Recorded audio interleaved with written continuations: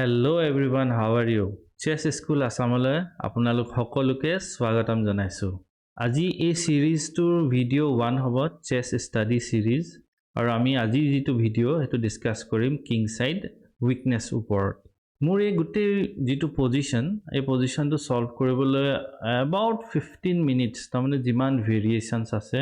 সব ভেৰিয়েশনস আছে সব মই অন দা বোৰ্ড চেক কৰিবলৈ around 15 মিনিট মান মোৰ দৰকাৰ পৰিলে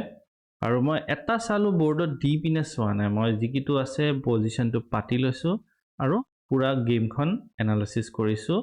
আৰু চাল দিয়া নাই এইকিটা ৰুল তোমালোকেও যেতিয়া ষ্টাডি কৰিবা ফলো কৰিবা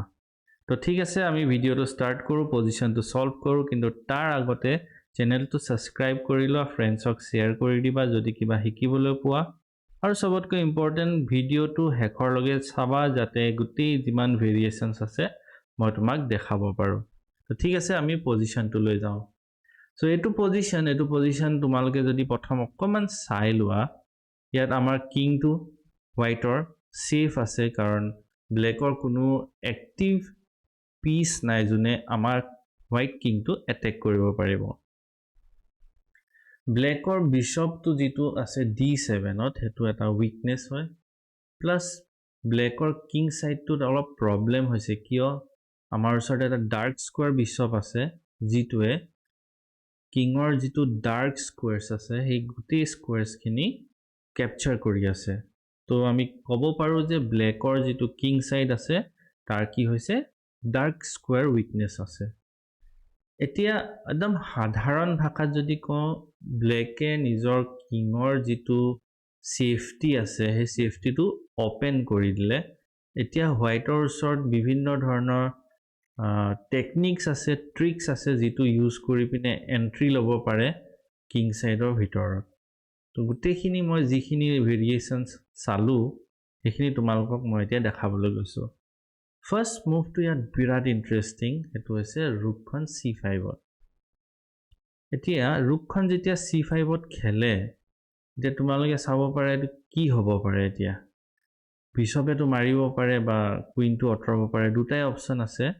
তে হে দুইটা অপচনৰ ভিতৰত যদি বিশপে ৰুকখন মাৰে হেতু আমি ফাৰ্স্ট চাই লওঁ সো বিশপ টেক্স ৰুক পন টেক্স বিশপ পনটো ইয়াত যেতিয়া গৈছে ৰুকখনে ব্ল্যাকৰ যেটো লাইক স্কয়াৰ বিশপ আছে হে বিশপটোক এটেক কৰি দিলে এটো উইকনেস হয় আমি প্ৰথমতে চাইছিলো এতিয়া কুইন টেক্স পন যদি কৰে ৰুক টেক্স বিশপ কৰিব আৰু এটো পজিশন কৰি দিছো কুইন টেক্স পন ৰুক টেক্স বিশপ এতিয়া হোৱাইটৰ ওচৰত ডাবল বিশপ ভাৰ্সেস ৰুক আৰু এই ৰুকখনৰ ভাৰ্সেস ৰুক এটো ডেফিনেটলি হোৱাইটৰ কাৰণে উইনিং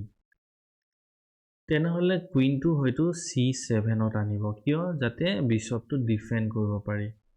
কিন্তু এতিয়া আৰু ডাঙৰ প্ৰবলেম ষ্টাৰ্ট হৈ যাব কুইন e3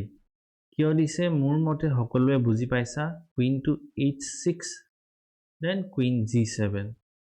ব্ল্যাকৰ ওচৰত এনেকুৱা একো চাল নাই যেটোৱে এই g7 চেকমেটটো বসাব পাৰে ভালকৈ চাই লোৱা পজিশনটো যদি তোমালোকে দেখি পাইছা এতিয়া এটো নেক্সট ব্ল্যাকে জি চালে নি মই এনে দি দিছো h4 a4 a5 জি চালে নি দিও queen h6 next move to queen g7 checkmate তো এটো কৰিব নোৱাৰে তো যেটো আমি ৰুকখন c5 ত খেলিছো এটো এটা সলিড মুভ হয় ইয়াৰ বহুতখিনি এইম আছে বহুতখিনি ট্ৰিক্স আছে ট্ৰেপস আছে তো প্ৰথমতে হৈছে বিশপ টেক্স c5 হেতু কৰিব নোৱাৰে ব্ল্যাকে তো কুইন টেক্স পন কৰিলে এটা ভেৰিয়েশন আমি চাব পাৰো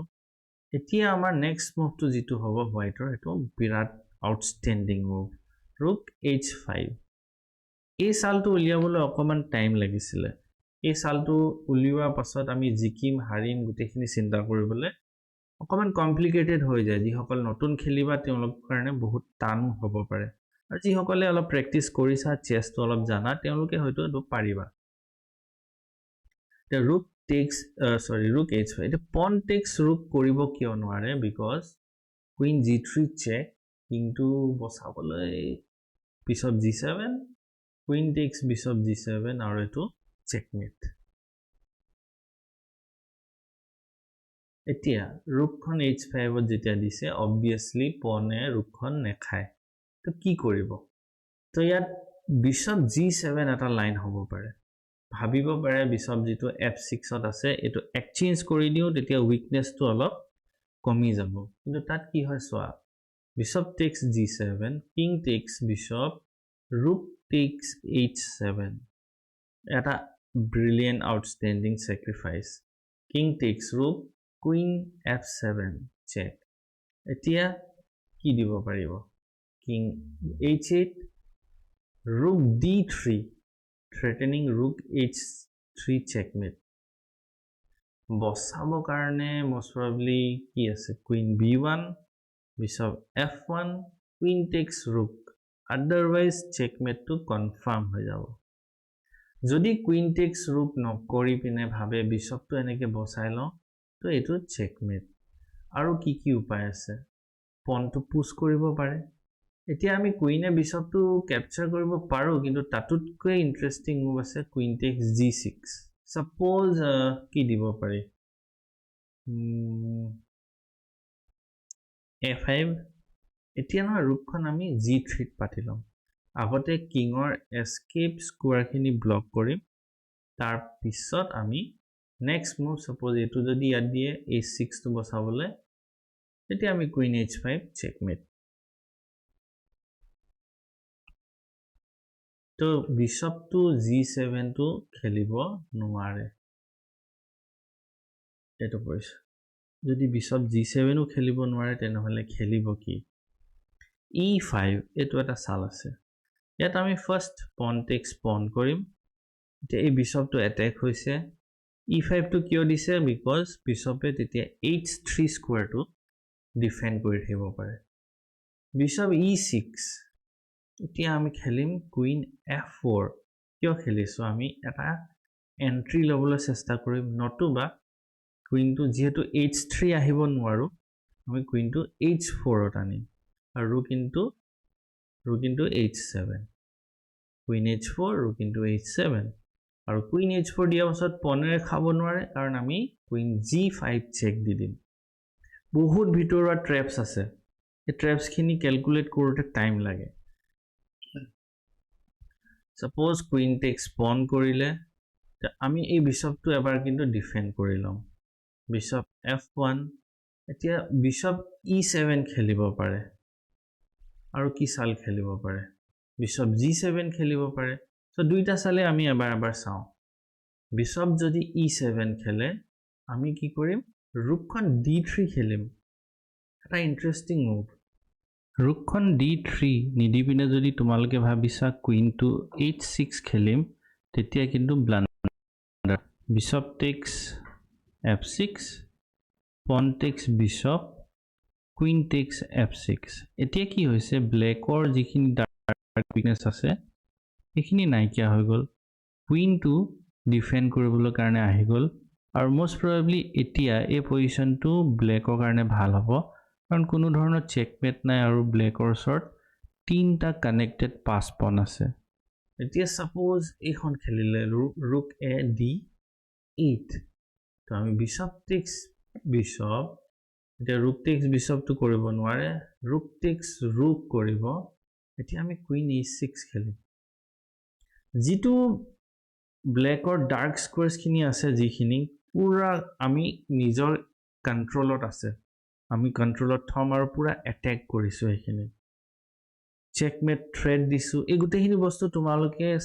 ভালকৈ ক্যালকুলেট কৰিব পাৰিব লাগিব এতিয়ালৈকে শেষ হোৱা নাই আৰু আছে ইন্টাৰেষ্টিং আৰু কিবা আছে সোৱা আচ্ছা queen a6 কিয় দিছে rook takes bishop কৰিলে চেক কিং ইয়াত আহিব চেকমেট এটো গম পাইছাই queen a6 ইয়াৰ পাছত বেলেগ কিবা চাল আছে নেকি একো চাল নাই ওকে তো এই পজিশনটোত আমি চালো বিশপটো e7 যদি দিয়ে আমি কেনেকৈ জিকিব পাৰো তো বিশপ g7 লাইন নম্বৰ 2 এটো দিলে কি কৰিবা ইয়াতো ইন্টাৰেষ্টিং আছে bishop takes g7 king takes g7 queen e6 check king f8 queen h7 check king f8 এতিয়া দিছে queen h8 check, king e7, কিংটো পলাই গ'ল নেকি? নাই যোৱা। কুইন f6 চেক, এই পনটোৰ হেল্পত কিংটো এইটো লাইনত আহিব নোৱাৰে, চ' কিং f8, এতিয়া আমাৰ ৰুকখন h8 চেকমেট। কিমান আউটষ্টেণ্ডিং চেকমেট আছে। চ' পজিশ্যনটো এনেকুৱা হৈছে, যিটো পজিশ্যনত আকৌ প্ৰথমৰ পৰা যদি আমি চাওঁ, এই ৰুক c5 যিটো চাল আছে, সেই চালটো দিয়াৰ পাছত গোটেই কেলকুলেশ্যনখিনি যদি কৰিব পাৰা, তেতিয়া তোমালোকে এনেকুৱা পজিশ্যনত বহুত ধুনীয়াকৈ অপনেণ্টক হৰাব পাৰিবা। এই বস্তুখিনি আমাৰ কেলকুলেশ্যন, ইমাজিনেশ্যন, ইভেলুৱেশ্যন, পজিশ্যন এটা ইভেলুৱেট কৰিব জানিব লাগিব, তেতিয়াহে এনেকুৱা ধৰণৰ চেকমেটছবোৰ বা উইনিং পজিশ্যনছবোৰ জিকিব পৰা যায়।